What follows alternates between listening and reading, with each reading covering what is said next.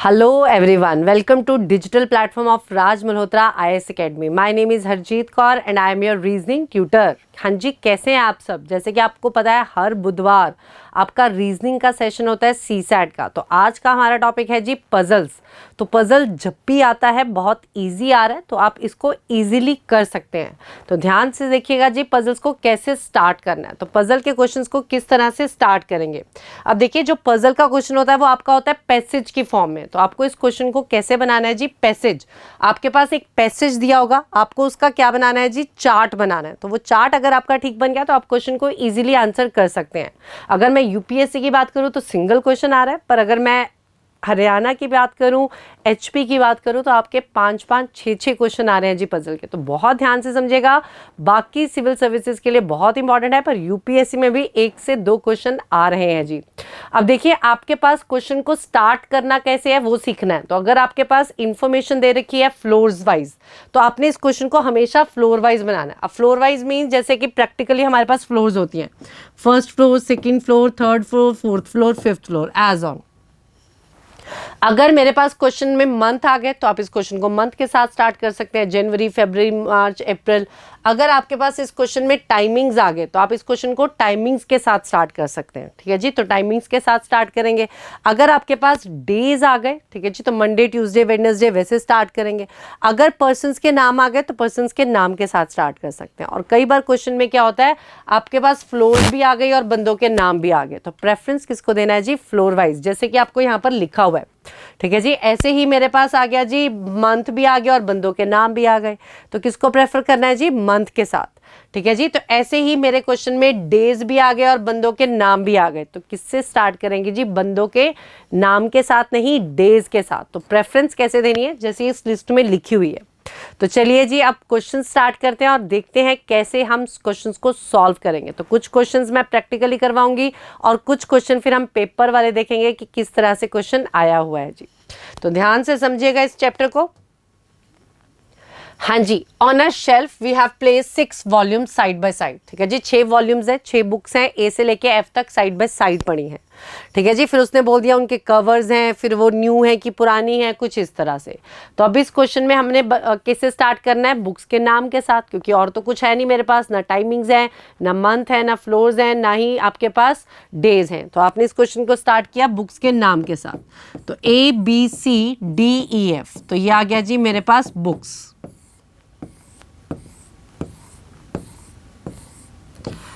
फिर आगे उसने मुझे क्या बोला जी, BCEF हैव ग्रीन कवर्स। तो BCEF हैव ग्रीन कवर्स, तो ये ग्रीन कवर्स हो गए।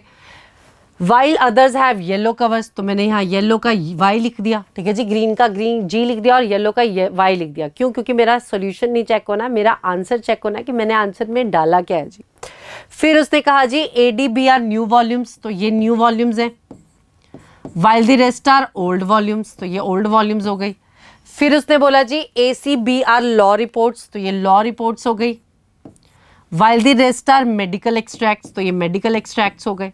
तो चलिए जी मेरा चार्ट बन गया। आप क्वेश्चन का आंसर देते हैं। क्या पूछा गया है? हाँ जी, पूछा गया है कौन सी ऐसी 2 बुक्स हैं जो ओल्ड मेडिकल एक्सट्रैक्ट्स हैं एंड ग्रीन कवर्स हैं। ओल्ड भी होनी चाहिए, मेडिकल एक्सट्रैक्ट्स भी और ग्रीन कवर्स। तो अब देखिए मेडिकल ये वाली है, ठीक है जी, मेडिकल ये वाली है, तो medical old and green covers. तो मेरे पास कौन सी आ रही है E एंड F, तो क्या आंसर आएगा जी ऑप्शन नंबर डी। तो जस्ट अगर आपका पजल बन गया तो क्वेश्चन में कुछ भी नहीं है। तो नेक्स्ट क्वेश्चन देखिए जी, वी हैव 6 वुमेन। ठीक है जी, 6 वुमेन्स है, उसमें 4 डांसर्स हैं, 4 वोकल म्यूजिशियन है, 1 एक्ट्रेस है और 3 वायलिनिस्ट है। अगर मैं इस क्वेश्चन में देखूं, मेरे पास क्वेश्चन कहाँ से स्टार्ट होगा, बंदों के नाम से। ठीक है जी, तो मेरे पास बंदों के नाम साथ साथ दे रहा है, गिरिजा एंड वनजा। तो यहां से स्टार्ट किया जी, Girija and Vanaja are among the violinist. तो ये आया जी वायलिनिस्ट। तो गिरिजा और वनजा क्या है जी, अमंग दी वायलिनिस्ट, तो ये वायलिनिस्ट में आ गई। While Jalaja and Shailaja do not know how to play violin, तो जलजा और शैलजा भी 2 लड़कियों के नाम है। तो यहाँ मैंने लिखा but they do not know how to play violin, तो इसका मतलब क्या हो गया कि यहाँ पर वायलिन नहीं आना। तो यहाँ पर हम कट कर देंगे कि यहाँ पर वायलिन नहीं आना। आगे पढ़ते हैं जी। आगे उसने मुझे क्या बोला, शैलजा और Tanuja are among the dancers. तो शैलजा और तनुजा, शैलजा तो ऑलरेडी है मेरे पास, तो शैलजा और तनुजा क्या है, अमंग दी डांसर्स। तो यहाँ पर हमने डांसर्स लिख लिया जी, तो ये डांसर्स आ गई। आगे पढ़ते हैं जी। आगे उसने क्या कहा, Jalaja, Vanaja, Shailaja and Tanuja are vocal musicians. ठीक है जी, तो ये आगे ये 2 3 4 ये क्या है, वोकल म्यूजिशियंस हैं। और उसने ये भी बोल दिया इन 2 of them are also no violinist, इन चारों में से 2 को वायलिन भी बजाना आता है।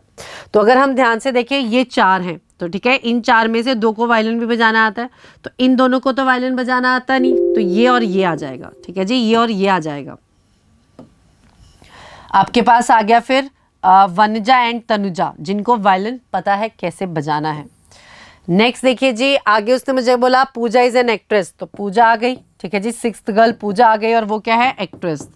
तो ये कर दिया जी ट्रिक। सवाल क्या है जी, कौन सा है जिसे डांसर भी है और वायलिनिस्ट भी है। ठीक है जी, कौन सी लड़की ऐसी है जिसे वायलिन डांसर भी है एंड वायलिनिस्ट भी है। तो ये देखिए जी, डांसर एंड वायलिनिस्ट। तो डांसर एंड वायलिनिस्ट आपके पास कौन सी आ गई जी, तनुजा। तो इस क्वेश्चन का आंसर क्या आएगा जी, ऑप्शन नंबर सी। चलिए जी, नेक्स्ट सवाल देखिए जी, काफी इंटरेस्टिंग है, ध्यान से देखना जी। वी हैव 3 पर्सन्स और उन पर्सन्स का नाम क्या है, ABC। इन्होंने शर्ट्स डाली है, कौन से कलर की, ब्लैक, ब्लू एंड ऑरेंज, और लाइन वाइज नहीं है। ऐसे ही पैंट्स भी डाली है, green, yellow and orange, not necessary in the same order.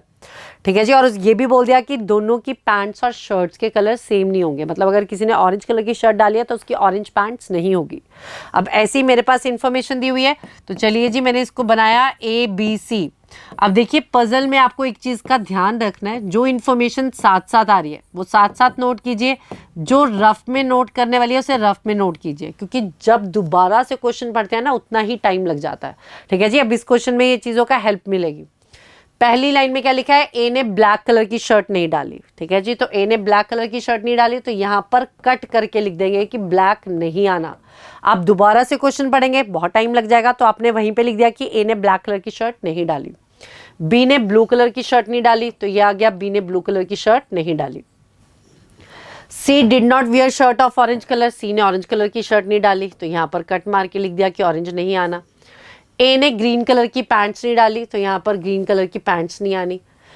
B wore of pants of orange colour, B ने ऑरेंज कलर की पैंट्स डाली है। तो देखिए, जस्ट हमारे पास यही इन्फॉर्मेशन है जो डायरेक्ट है, बाकी सारी आपके पास क्रॉस वाली इन्फॉर्मेशन थी। तो इसी से हमारा क्वेश्चन कंप्लीट होगा। तो चलिए ध्यान से देखते हैं।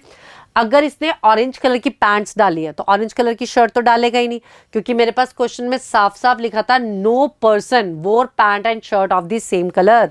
किसी भी बंदे ने पैंट्स और शर्ट सेम कलर की नहीं डाली। तो अगर ये ऑरेंज है तो यहाँ ऑरेंज नहीं आएगा, तो यहाँ ऑरेंज भी कट गया। अब मेरे पास 3 ही शर्ट्स थी, ब्लैक, ब्लू एंड ऑरेंज, तो यहाँ पर ब्लू और ऑरेंज तो कट गया। तो जब ब्लू एंड ऑरेंज कट गया तो यहाँ पर क्या बचा जी, ब्लैक। तो यहाँ पर कौन सी शर्ट आ गई, ब्लैक। अब देखिए, ब्लैक उसने डाल ली तो यहाँ पर ब्लैक भी नहीं आएगी।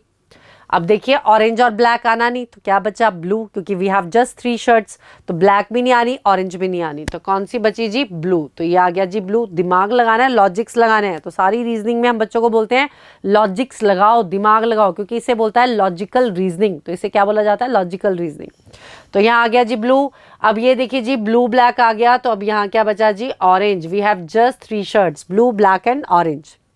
अब यहाँ देखिए जी, यहाँ ऑरेंज आ चुका है पैंट्स, तो मेरे पास जस्ट पैंट कौन सी रह गई है, ग्रीन एंड येलो। अब मुझे बोला गया है ए ने ग्रीन कलर की पैंट्स नहीं डाली, तो यहाँ क्या आ जाएगा, येलो, और यहाँ क्या आ जाएगा, ग्रीन। वहां येलो आ गया और यहाँ क्या आ गया जी, ग्रीन। ठीक है जी। अब मेरे पास सवाल क्या है जी, सी ने कौन से कलर की पैंट और शर्ट डाली है रिस्पेक्टिवली। ठीक है जी, तो मुझे सी की पैंट्स और शर्ट का कलर बताना है।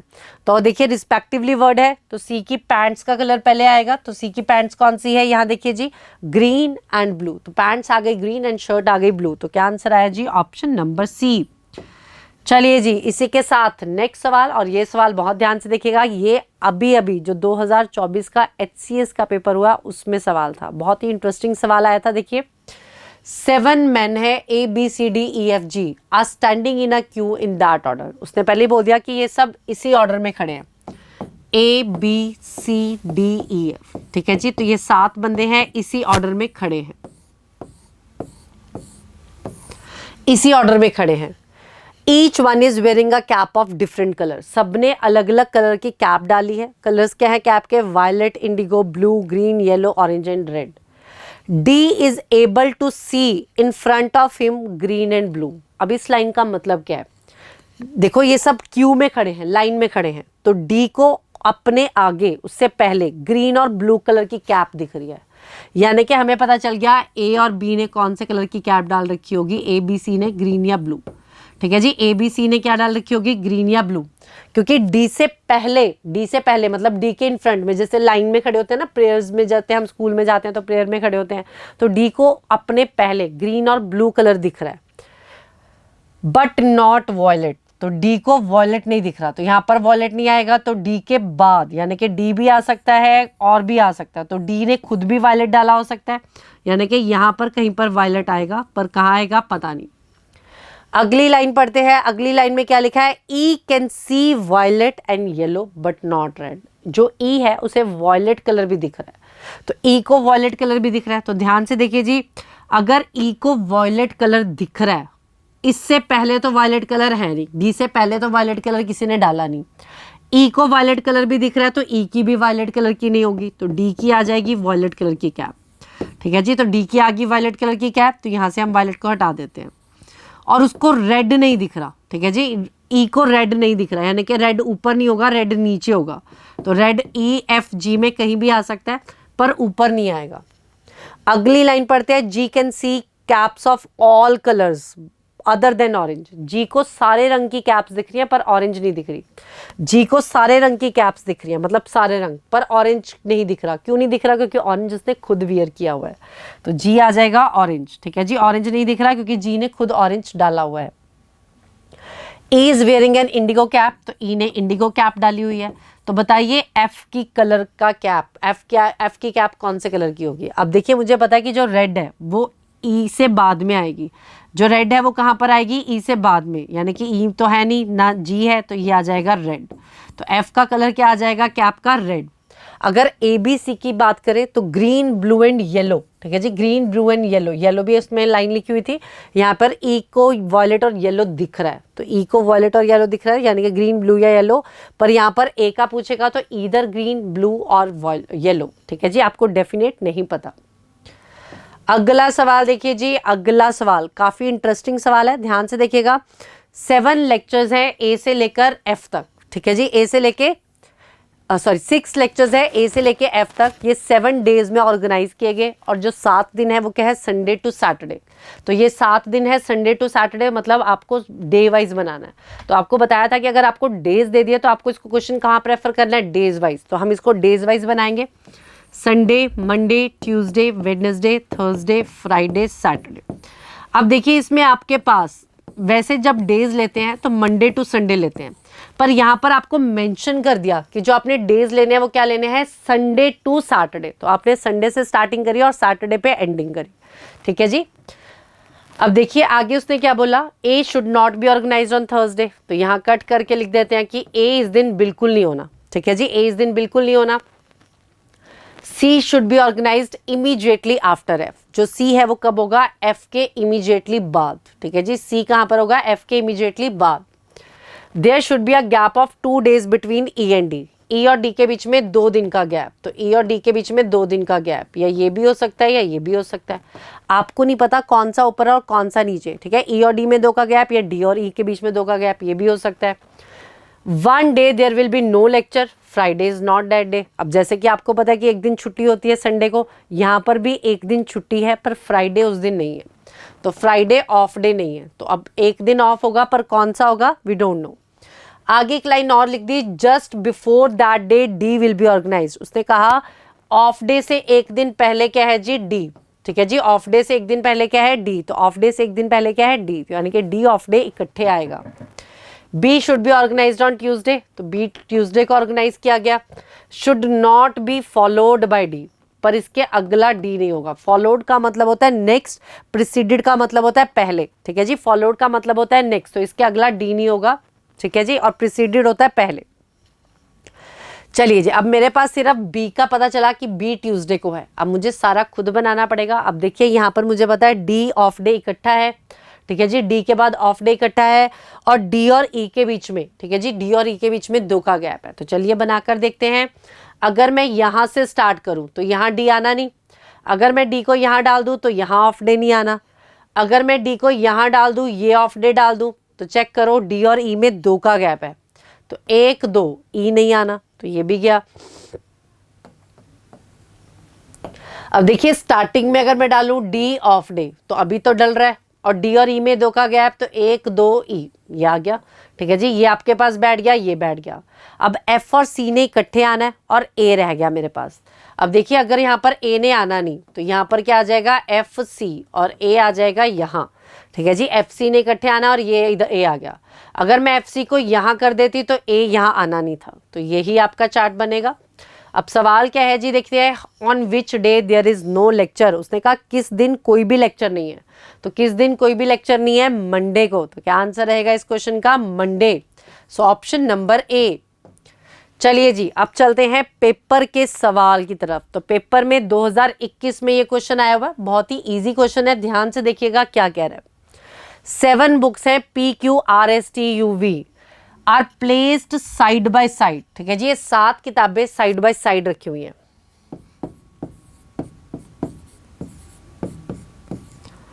ये साइड बाय साइड रख दी। RQT, ठीक है जी, RQT हैव ब्लू कवर्स, तो RQT में ब्लू कवर्स हैं, तो ब्लू लिख दिया, बी लिख दिया। While the rest have read covers, जो बाकी हैं उसमें क्या है जी, रेड कवर्स। फिर उसने बोला only S and U are new books, सिर्फ एस और यू क्या है, न्यू बुक्स है, तो बाकी सब क्या हो गई जी, ओल्ड बुक्स। ठीक है जी, ये आ गई ओल्ड बुक्स। फिर उसने वो लिख दिया कि PRS आर लॉ रिपोर्ट्स, तो PRS लॉ रिपोर्ट्स, बाकी सब क्या है जी, गजेटियर्स, तो ये आ गए जी गजेटियर्स। अब सवाल क्या है जी, books old gazetteers with blue covers. ठीक है जी, ओल्ड गजेटियर्स होनी चाहिए और ब्लू कवर्स। अब ओल्ड गजेटियर्स ब्लू, एक तो आ गया टी, गजेटियर्स ओल्ड ब्लू, एक आ गया क्यू। तो क्या आंसर आया जी इस क्वेश्चन का, क्यू एंड टी। तो देखिए 2021 में यूपीएससी में कितना ही इजी सवाल था, आपने जस्ट चार्ट बनाना था और क्वेश्चन का आंसर दे लेना था। तो क्या आंसर आना था जी, क्यू एंड टी। चलिए जी, नेक्स्ट सवाल जो 2022 में आया है। अब ये जो सवाल आया है ये आपका है data sufficiency and puzzle mix. ठीक है जी, डेटा सफिशिएंसी में क्या होता है, आपको बताना है कि कौन सा डेटा सफिशिएंट है इस क्वेश्चन का आंसर देने के लिए। मेरे पास एक क्वेश्चन पूछ लिया और नीचे दे दी स्टेटमेंट 1 एंड स्टेटमेंट 2, तो मेरे पास ऑप्शंस देखिए किस तरह से है कि स्टेटमेंट 1 अलोन सफिशिएंट है, स्टेटमेंट 2 अलोन सफिशिएंट है, दोनों को मिलाकर आ रहा है, दोनों को मिलाकर नहीं आ रहा। तो ये पजल भी था और डेटा सफिशिएंसी में बीच में भी आ गया। तो चलिए क्वेश्चन को पढ़ते हैं। 6 लेक्चर्स हैं ए से लेकर एफ तक। ठीक है जी, हाफ आवर ड्यूरेशन के हैं, 1 आवर ड्यूरेशन के हैं। 8 बजे शुरू होगा और 2 बजे खत्म होगा, यानी कि 8 से 9, 9 से 10, 10 से 11, 11 से 12, 12 से 1, 1 से 2। ठीक है जी, तो ये मेरे आगे 6 लेक्चर। अब सवाल क्या है जी, पूछा गया है थर्ड लेक्चर किस दिन शेड्यूल होगा, which lecture is in the third period. तो थर्ड पीरियड पे कौन से सब्जेक्ट का लेक्चर है, ए से लेके एफ तक, ये पूछा गया है। तो चलिए जी स्टेटमेंट 1 डाल के देखते हैं कि क्या स्टेटमेंट 1 सफिशिएंट है। स्टेटमेंट 1 में क्या है, lecture F is preceded by, जो लेक्चर एफ है उससे पहले है ए एंड फॉलोड बाय सी, और इसके बाद में क्या है, सी। ठीक है जी, प्रिसीडेड का मतलब होता है पहले, फॉलोड बाद में। ठीक है जी, तो लेक्चर एफ जो है उसके पहले ए आ रहा है और उसी लेक्चर एफ के बाद में क्या आ रहा है, सी। एंड वर्ड है, तो एंड वर्ड है तो किसकी बात हो रही है, एफ की। तो एफ के पहले ए एंड बाद में सी, तो ए एफ सी। अगर देखा जाए A F C, A F C, A F C, बहुत सारी पॉसिबिलिटीज हैं। तो पहला इज नॉट सफिशिएंट, तो फर्स्ट तो सफिशिएंट है नहीं, तो ये गलत हो गया। स्टेटमेंट 2 में क्या कह रहा है, there is no lecture after B, B के बाद कोई लेक्चर नहीं है, तो बी मुझे पता चल गया 1 से 2 में होगा क्योंकि बी के बाद कोई लेक्चर नहीं है। अब इससे भी सफिशिएंट नहीं है, क्यों, क्योंकि थर्ड लेक्चर किसका आया पता नहीं। तो पहला भी सफिशिएंट नहीं है और दूसरा भी सफिशिएंट नहीं है, मतलब मेरा दोनों से आंसर नहीं आ रहा। जब आपका डेटा सफिशिएंसी में दोनों से आंसर ना आए तो आपने क्या करना है, इसको कंबाइन करके देखना है कि क्या कंबाइन करके आ रहा है। अब देखिए मैंने बी तो बिठा दिया यहाँ पर, अब मुझे पता है ए एफ सी ने इकट्ठे आना है, तो ए एफ सी ये भी आ सकते हैं। बी बिठा दूं यहाँ पर, तो ये ए एफ सी ये भी आ सकते हैं। बी बिठा दूं यहाँ पर, तो ये ए एफ सी ये भी आ सकते हैं। तो थर्ड लेक्चर में सी भी आ सकता है, एफ भी आ सकता है और ए भी आ सकता है। ठीक है जी, तो थर्ड लेक्चर में सी एफ ए कोई भी आ सकता है। तो डेटा सफिशिएंट नहीं है आंसर देने के लिए, क्योंकि डेटा सफिशिएंसी का जब टॉपिक आ जाता है तो इट मीन्स आपको एक प्रॉपर आंसर चाहिए, एक फिक्स्ड आंसर चाहिए। यहाँ पर तो आपके पास 3 आंसर आ रहे हैं कि थर्ड लेक्चर में CFA कोई भी आ सकता है। तो इस क्वेश्चन में मार्क का आंसर क्या करना था आपने कि दोनों को मिलाकर भी नहीं आ रहा, ठीक है जी। तो ये पजल का भी था और डेटा सफिशिएंसी का क्वेश्चन भी था। तो चलिए जी, इसी के साथ लास्ट क्वेश्चन की तरफ बढ़ते हैं। ये आपके पेपर का क्वेश्चन नहीं है पर इंटरेस्टिंग क्वेश्चन है, मैं आपको करवाना चाहती हूँ। ध्यान से देखिए जी, 6 पर्सन है, ठीक है जी, अलग अलग ईयर में बॉर्न हुए, अलग अलग ईयर में बॉर्न हुए पर सेम डे, ठीक है जी। ईयर अलग अलग है पर डेट सेम है। और ये क्या है, सिंगल 6 ईयर पीरियड।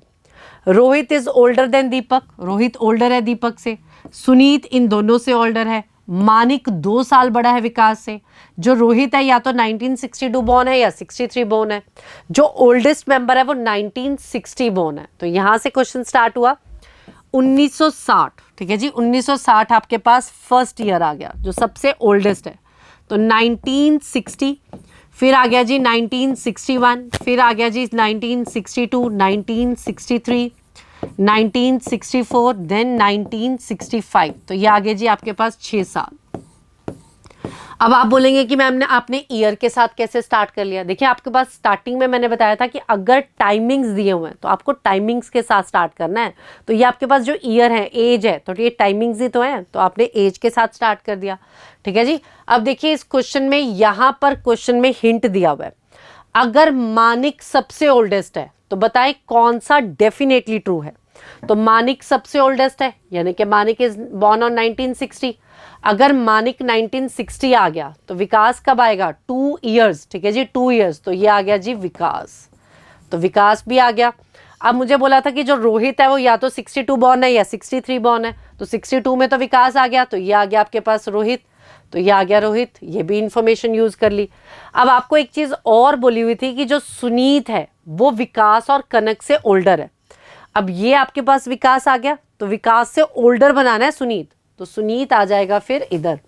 तो सुनीत कंफर्म हो गया, इधर आ गया, ठीक है जी, क्योंकि वो विकास से ओल्डर है। अब सुनीत किससे ओल्डर था, विकास और कनक से। अब कनक और दीपक, ठीक है जी, एक चीज लिखी हुई है रोहित ओल्डर है दीपक से, तो दीपक आपका इधर या इधर आ सकता है। तो यहाँ पर दीपक या कनक में से कोई भी आ सकता है, ठीक है जी। अब आपको क्या पूछा है, कौन सा मस्ट बी ट्रू, कौन सा डेफिनेटली ट्रू है वो बताना है। तो पहला है Deepak was born in 64, Deepak was born in 64 definitely true है, नहीं। कनक भी तो 64 हो सकता है, तो नहीं। रोहित वॉज बॉर्न इन 1962, ये भी गलत है। रोहित वॉज बॉर्न इन 1962, ये भी कंफर्म नहीं है, रोहित कब है 63। विकास वॉज बॉर्न इन 61, बिल्कुल गलत, विकास कब बॉर्न हुआ है जी 62। लास्ट इंफॉर्मेशन क्या है जी, सुनीत वॉज बॉर्न इन 1961, तो जो सुनीत है वो 1961 बॉर्न है। तो इस सवाल का आंसर क्या है जी, ऑप्शन नंबर डी। क्लियर जी। तो ऐसे ही नेक्स्ट वेडनेसडे फिर मिलेंगे नए टॉपिक के साथ, तो ऐसे ही जुड़े रहिएगा। चैनल को सब्सक्राइब कर दीजिए, वीडियो को लाइक कर दीजिए और शेयर कर दीजिए। Thank you everyone, bye bye, मिलेंगे नेक्स्ट वेडनेसडे 4:30 बजे। Thank you ji.